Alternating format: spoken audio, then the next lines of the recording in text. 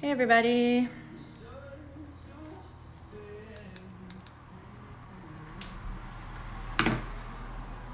Hey. How are you?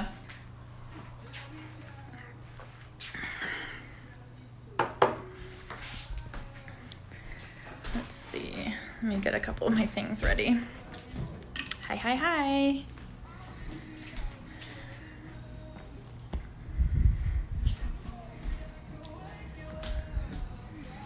Hello. It is a kind of pretty northwest day here. I'm interested to see if it actually rains, but right now it's just a little overcast. And I have my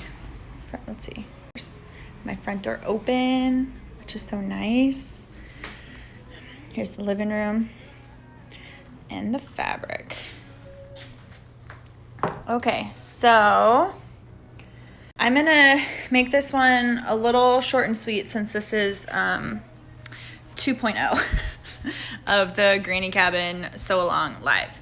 I did one on Wednesday. Hey, Leslie. And hi to my husband. He's on live. And what am I saying? Okay, I did one on Wednesday and somehow I didn't save it correctly or something happened. IG sucks sometimes. And so I wasn't able to save it. So I'm going to try again, but if it doesn't save, sorry guys. And so I'm going to kind of walk through what I am doing for my jelly roll version. And then I have a little bit of fabric just to kind of play with, show you how I like lay it out and organize it mentally. I just got one of these out so I can know what I'm talking about. So because I did this one on Wednesday and week 2, which starts Monday, is about cutting, I've already started cutting my fabric. So it might be, I hope it's not confusing, but it's not gonna look like jelly strips because I've started cutting some of them. But, okay, let's see here. Sorry, I'm just kind of organizing. Okay, I am turning it around. Okay, so I am making the Granny Cabin with the Darlings fabric. This is the background strips, which is this really fun, like rainbow speckled print. And this, I believe, ships next month, October. This is a Ruby Star Society basic too. And so what I've done is in the pattern, I'm doing the throw size, so you can see that I give directions for either using fat quarters or strips, which is a jelly roll, or if you just have extra strips left over from using it up on something else. And then inside the pattern, we'll have the scrappy instructions. But for here, we're gonna do, I'll show you how I kind of organized the jelly roll. So this is block A fabrics, and this is gonna be color 2. Hold on, this is why it's confusing me because I already started cutting. So this is gonna be my center squares for block A. I'm gonna do 2 different center squares. A block, which when you're looking at the pattern is the one that has the final points. So A block centers is gonna be the blue strawberries, and the B block centers, which I haven't cut, are gonna be these little green tigers or cats or whatever they are. So visually when you're looking at it, this starts as color 1, and then this coral is 2, 3. This actually becomes 6 because 6 is like a separate, it's called the C block, and that's what finalizes the A block when they're all sewn together. So this is gonna be color 1, 2, 3, and then this I already cut will be color 4, which is the long rectangle pieces. And so, and then, sorry, this will be, the strawberries will be 5. And then these, sorry, this is like way harder. These ones are gonna be color 6. And so what I did was, jelly rolls come with multiple different cuts of fabric, and you can maybe get one strip of one cut of fabric and 2 or 3 strips of a single color fabric. So that's kind of where it merges between, it kind of looks scrappy. And so what I do is, you know, for colors 2, 3, 7, and 8, you need 3 strips each. So what I did is I went through and tried to find strips that were like colors, so that in general, like when you step back from the quilt, there will be intentionality with where the color is. So for B block, this is going to be the center of B. This will be what would be color 7. And so it calls for 3. So I have 2 octopus and this like flowery print. And then it's going to go to these oranges, which is 3 strips that are all light colors. But this would make up color 8, if that makes sense. And then color 9 is going to be these 4 strips, and color 9 will be the long pieces of the log cabin section for the B block. And then these 2 are going to be color 10. So that's kind of how I did it with organizing, is I just tried to group like colors so that the overall feel of it is going to be really scrappy and fun, because it will have different prints, but in general the colors where they lay in each block should be decently consistent. And so that's what I would recommend when working with the jelly roll, is just try to pair them up as best as possible. And in the newsletter I talk about going scrappy. And so if you have some jelly rolls that just, you know, like you're having a really hard time putting your colors together, you can treat a jelly roll just like a scrappy version and just choose where you want it to be. And so it's that's my suggestion. But you can see here that I have octopus, some of the flowers. This one is the octopus, and I think there's strawberries in the back of that dark orange. And then the same thing, I have more strawberries, and then we got some tigers and stars here. And then this will be my background. I'm not doing scrappy. My background will all be this print. So that's kind of how I did it, or how I'm doing it. And I'm hoping to make a test strip today, but you can see here for the color 4, which would be this long gold one in block A, I have 2 strips of the horses, which is like, they're so cute. And then I have eggs and stars. And so this was 4 strips, and then they have been cut into what they need to be for that. So I'm trying to think of some of the other things I talked about yesterday or 2 days ago. Okay, so now I'm just going to take, this is the Alma fabric from Alexia, another Ruby Star Society fabric. And you can kind of tell already, like the collection itself kind of has some color families in it. Like it's kind of lighter blues, darker blues, and then you have like reds and corals. So if I were to be looking at this, you need 10 vac quarters for the throw size. And so this is how I would lay out my blocks. So I think I'm going to do like a purple center. So maybe for now, I'm just going to start with the idea that the butterflies are going to be my center. And then I'm going to try to figure out what colors I want to make my A block. And I think I'm going to do these reds. So I'm going to go, and maybe this guy. Okay, so I'm going to go from center out. So for block A, this would be color 1. Then I'm going to do, this one's a little brighter. So I'm going to do this as color 2, color 3, and then the 4th one in the A block ends up being that final point, because you can see that's 1, 2, 3, 4, but this is technically called number 6. So just for your reference, like I'm laying it out so you could see what it would look like.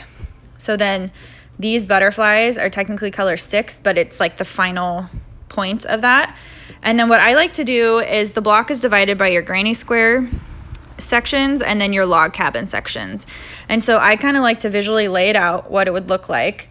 And then up here, lay out what I'm thinking for the granny cabin section. So this I would do is my long strips, so the ones that will eventually be long like that. And then this would be, so this would be color 4 and color 5, which would be that gold and then the lighter, brighter yellow. Okay, so if I have my A block and I'm happy with it, I'm kind of just gonna move it up, but then I like to kind of pull my color 1 down so I can make sure I like how it's looking in the B block. So B block fabric choices are some blues, and I think I'm just gonna do this blue. So technically the B block, this is color 1, and then this would be color 7 because it's just a different block, so the color name changes. I'm gonna do color 8. And then if you can imagine kind of going below, this would be color 9, which would be the long chunks of the granny cabin. And this guy would be color 10. Does that make sense? So again, you have the purple as the center, the dark blue, the lighter blue squares, and then this peach long piece would be this guy, and the final smaller piece would be the little women faces. So then you can kind of imagine, like that would look really pretty in whatever background you want, dark background, light background. The other thing that's really fun is like using different substrates. So like a linen, if you're comfortable using linen, adds a ton of texture, especially if you are doing a more consistent look like this and not doing scrappy or jelly roll. It's just another way you could add a little bit of texture. Hello, hello. Okay, so here's one idea. And so those are all fat quarters.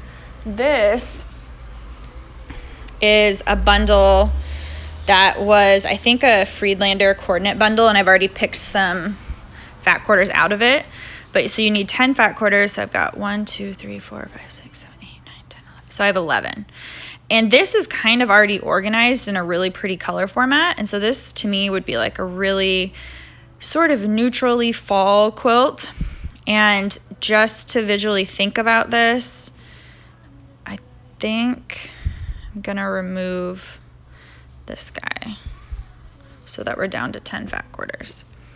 So what I'm thinking when I'm looking at this is like these 4 would make up the B block. This would be center, and then this makes up the A block. So when you're thinking about it, like you only really need 4 for B block, 5 for a completed A block, which includes C. I know it can be kind of confusing, but if you're looking at the pattern, I hope that makes sense. So this would be your center, and then color, this would be B block, so this would be color 7, 8, and then you could figure out if you wanted 9 or 10, like which one you wanted to be the longer strip. And then this would be the same. So center going out, you could go dark to light and have it go red, orange, and this would be 6. And it'd be that final point in the A block. And then log cabin would be the long point, so 4, 5. So if you just reference the newsletter really well, I do give a lot of like clear instructions of like, here's the easiest, simplest way to know that you're gonna make a quilt that looks amazing, that looks very similar to how I have made a bunch of them. But if you want to do whatever you want and you have this really fun idea, go for it. There's quite a bit of inspiration on the Granny Cabin hashtag on Instagram here. The one thing I will say that colors 4 and 9 on the back here, they are the only strip piece that is a longer, it's not a square. So I would just be conscientious of where you put your fabric for that one or what fabric you choose for those, because if they're the bold prints, it's going to kind of look more like a hashtag and they will stand out more than the overall look of the block. So I would just make sure that 4 and 9 aren't your most bold prints that you're using. Unless that's really the look you want, which is totally fine. But in general, I didn't do that with any of my 4 versions of this. And so I think some people had kind of asked like with suggestions of that. So I would say make sure that the long strips aren't the ones that are the most dominant print. Oh, another thing I had mentioned yesterday, let me find a good example, is so I say in the newsletter that if you're really particular about directional prints staying directional, then I would not use them in the Granny Cabin because they're strip pieced, so, which means you sew like 2 strips together and then you pointing at it. You sew like 2 strips together and then you cut them into chunks. So then you rotate these units. So you would have all in the same block, you could have a tiger that's standing upright, a tiger that's upside down, a tiger that's sideways, the other sideways. So if that's going to bother you, don't use directional prints. For me, that does not bother me because they're spinning everywhere. So it's not like it would be different if maybe all of them were facing the correct direction and then one of them is off, but they're going to be like rotating equally throughout the pattern, so that doesn't bother me. But Charles gave me a suggestion, felt like Sweets is his handle, that you should have a little extra space in your fat quarters, that like if you really want a certain part of the print to be able to cut, like almost fussy cut your strip itself. So instead of, having like cutting here and seeing just the eye of the bird, if you can and you have the space, like cut it so that the whole bird is showing, so at least there's consistency in your strips that you're using, if that makes sense, instead of having like different cuts within the long strip. But that's kind of just like an extra thing that would be up to you to figure out how you wanted to do it. But I thought that was a good suggestion if anyone was like really concerned about it. What else? That's the majority of the stuff that I talked about yesterday. Again, the Granny Cabin kit list is a blog post on my site, which has a ton of kits available. So if you're a little stressed out about figuring out what to make, that's a great resource, and there's a lot of really fun ones. One of the kits that's on there, I actually used to cut into my ghost quilt, so I couldn't show it today. But it's this fun, like punchy color, which is really fun. And then a couple of the other prints in that one had this this is like almost like a lime green and then two different blues. But because I cut them all up, I can't really show you how I'd use them. So yeah, I guess that's kind of it, but that's how I think it helps visually when you're playing with fabric to lay them out how it would be.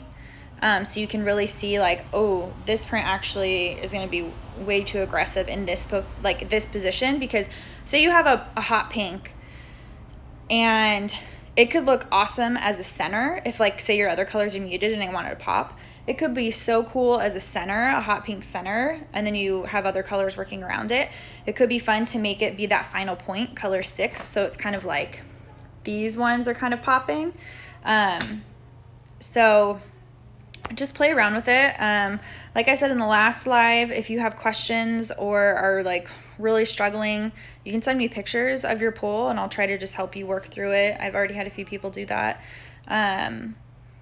But there's a ton of inspiration now, and a lot of people have posted their pools on the hashtag, the Granny Cabin Sew Along hashtag. So feel free to like look through that too and see if anyone else is doing a similar palette to like what you want. But yeah, do you guys have any final questions?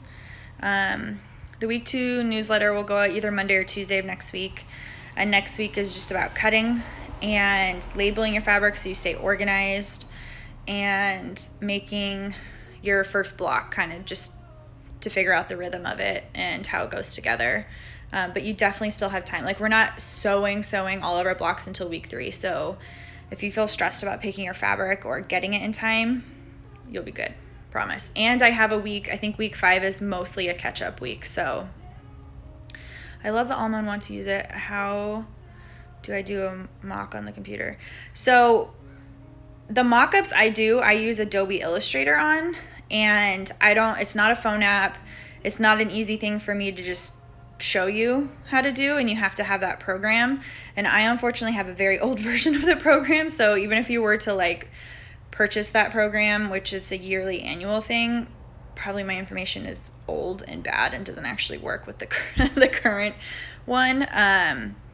So the best thing would be using a coloring page and just going through and using colored pencils or crayons or markers and playing with it that way. And in the first week newsletter, I include an extra larger coloring page that you can print off multiple times.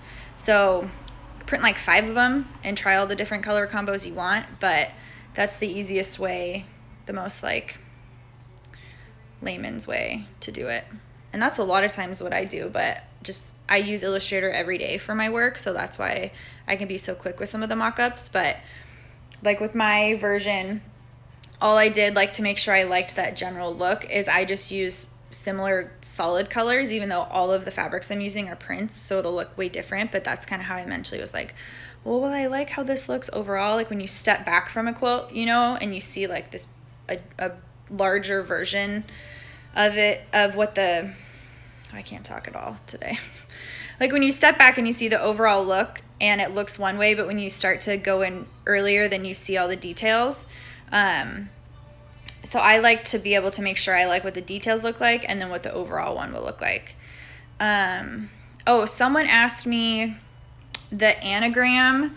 I think I still, hold on. The anagram, hold on. I'm in my room getting a granny cabin down that I did. So this one is the anagram granny cabin. It's kind of hard to say. And what I did here, let me turn it around. Someone asked me to explain what I did. So here's like a great way of saying, like, when you look up close on this, it can kind of be like, whoa, there's so much going on, right? This is the A block. And so for this one, I knew I wanted a dark background, so I wanted my blocks to be pretty neutral so they'd still stand out. And what I did was, these are all the same. So my block itself, they're all in the same position. The block itself is not scrappy, it's just the background. And the background, I used 4 half yards. So I have this black grid, the squiggles with other things, and the blue grid. So all of those are background prints. So when you look at it up close, it's a little crazy town, right? But, sorry, making people sick, I'm sure. But when you stand back, you can distinctly see that this is A block, B block, B block, A block. And that's what I mean by how I like to visually make sure that the pattern itself isn't getting lost in the fabric and that you still recognize that it's a pattern.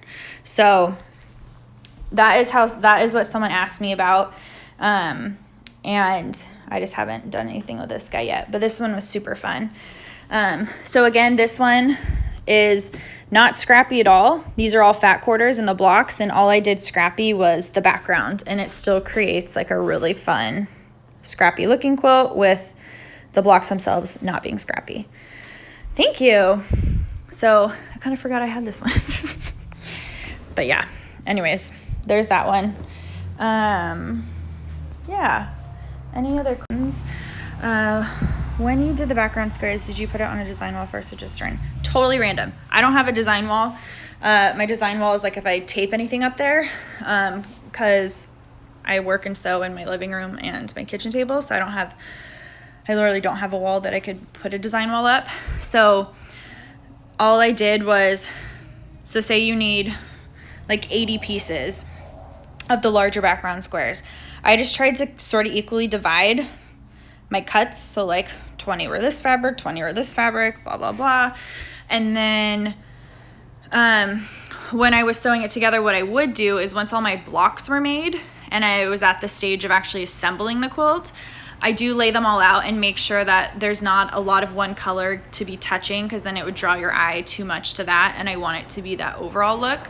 So that's the only thing I did a little bit more intentionally, was when I laid out the final things, I would just move a couple, being like, oh, there's a couple of the black grids touching and I don't want them, it looks too heavy here, so I'd move it around. But that's just it laying on the floor and me walking all over it and moving stuff around. And then I take a picture and then I sew like row by row.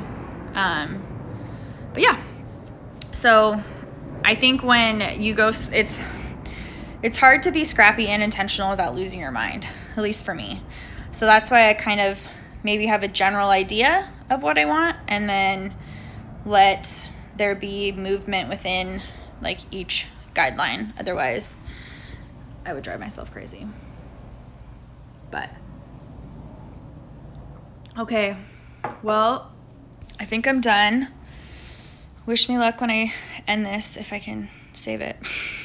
And then if I can, I will try to upload it to YouTube so that you guys are able to reference it. But you guys are all doing super good. Like I said, send me emails if you have any further questions or you want help with something or other. But yeah, okay. How many fat quarters would I need to do a scrappy background? So that's all included in the newsletter. So in newsletter 1, I tell you what you would need.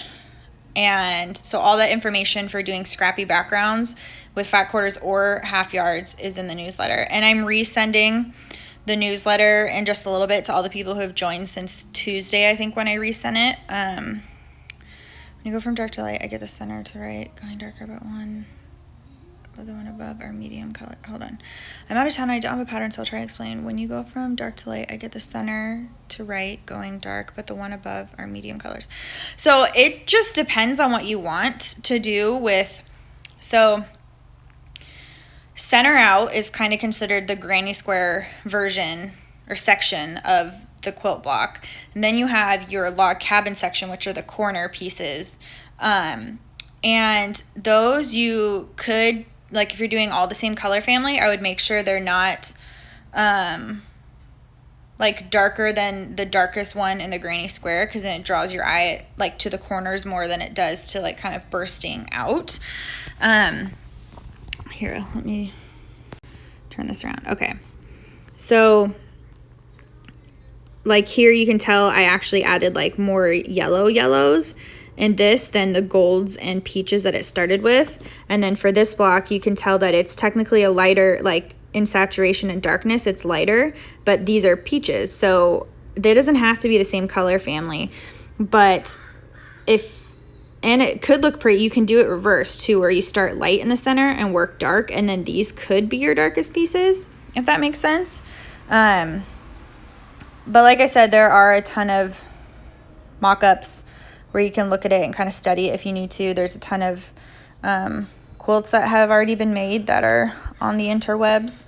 But I hope that sort of answers your question. You can totally do, it can be like this color, this long piece doesn't have to be lighter than this. I would just recommend this piece be lighter than the darkest one, if that makes sense. Otherwise, it kind of stands out too much if you are trying to go dark to light. But yeah. Okay, awesome. Thank you guys so much. And let's hope I save this. Okay.